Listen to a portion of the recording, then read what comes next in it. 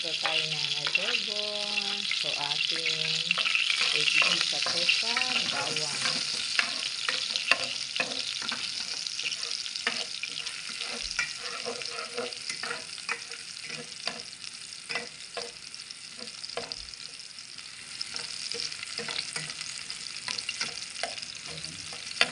Bango.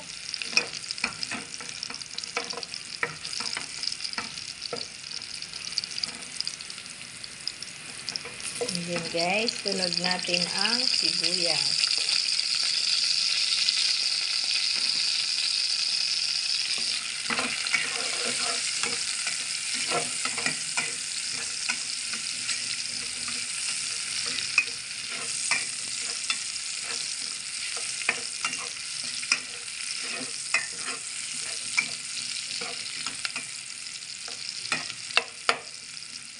Bango na guys.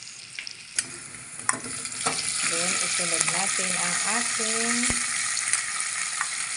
manok. Adobong manok. Pag nagluluto kami guys, isinasangkwat siya namin guys. Piniprito. Para mas masarap.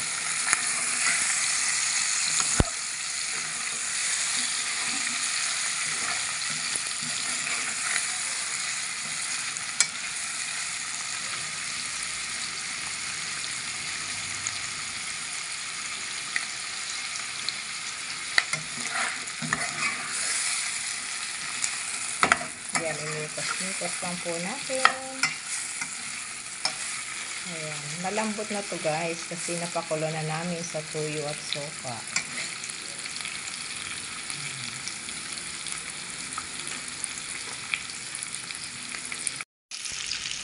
And now, lagyan po natin ang oyster sauce para hindi lang po basta tuyo ang lasa niya kundi malinamnam. Ayan guys.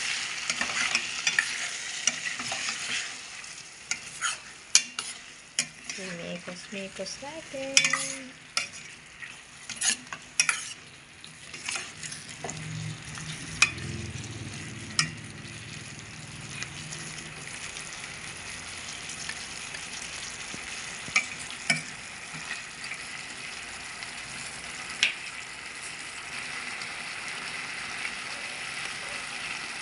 Yan guys, after nating igisa, lalagyan natin ng kunting sabaw na ating pinagpakuluan.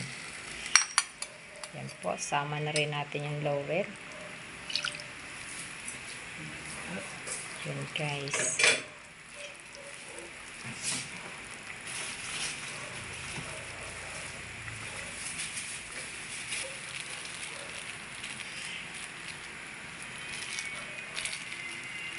Yan guys, lagyan pa natin ng paminta. Mas masarap din po kasi kapag maanghang ating adobo. Yan guys, imikos-mikos ulit natin. Yan, ganito kami guys pag nag-aadobo. Yan guys.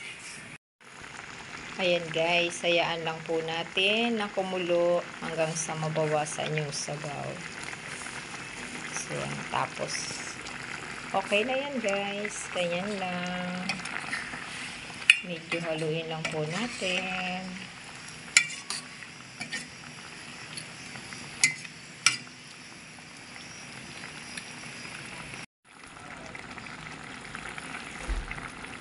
Ayan guys.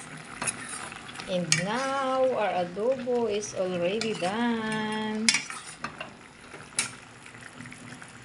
Thanks for watching po. Bye-bye.